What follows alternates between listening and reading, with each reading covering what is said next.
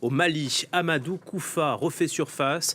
Ce chef djihadiste Peul avait été la cible d'une opération de la force Barkhane en novembre dernier. Sa mort avait été confirmée par notre ministre, la ministre des Armées, Florence Parly. Bonjour Wassim Nasr. Bonjour. En réalité, d'après nos informations, Amadou Koufa n'est pas mort.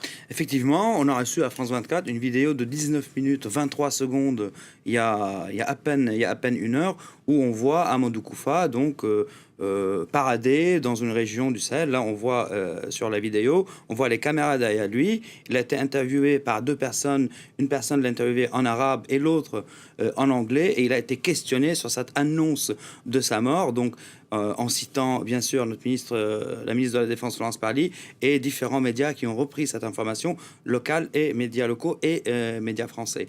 D'ailleurs, dans cette vidéo, il se félicite du nombre de Peuls qui a rejoint le djihad depuis qu'il a fait son fameux appel au djihad, donc qui est mi-2018.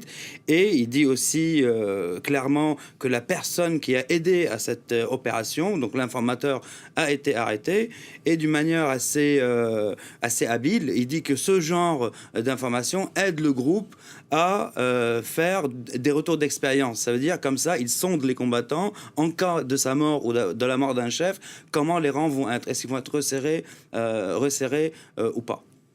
Qui est ce djihadiste, un poids lourd de la C'est un galaxie? poids lourd, c'est un gros poisson du djihad dans le Sahel, c'est un prédicateur, donc Peul, de l'ethnie Peul, et qui constitue aujourd'hui la composante Peul, donc de Jamaat al-Muslimin, qui dépend d'AQMI, donc d'Al-Qaïda, où il y a des Peuls, donc lui, c'est le représentant des Peuls en gros, où il y a Abou Loumam Jamal Oukasha, qui représente les Arabes, qui aussi a été annoncé mort, a priori, il y a encore quelques jours, mais les djihadistes, AQMI ne s'est pas prononcé là-dessus, et tout ça sous la direction d'Iyad Ghali, donc son fameux Touareg, qui était un interlocuteur de la France à un moment donné, et qui chapeaute tout ça. Donc c'est cette nouvelle formation qui se veut transethnique sur la région du Sahel, que la France combat depuis plusieurs années. Il faut rappeler que la France a perdu 24 militaires sur zone, en comparaison par exemple avec les combats contre l'État islamique en Syrie et en Irak. La France a perdu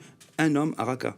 Donc voilà, on se rend compte aujourd'hui de les enjeux qui se retrouvent au Sahel et les annonces de mort de ce genre de figures sur la région et sur la politique française sur cette zone. La menace qui reste bien présente là-bas au Sahel. Merci beaucoup Wassim Nasr pour cette information.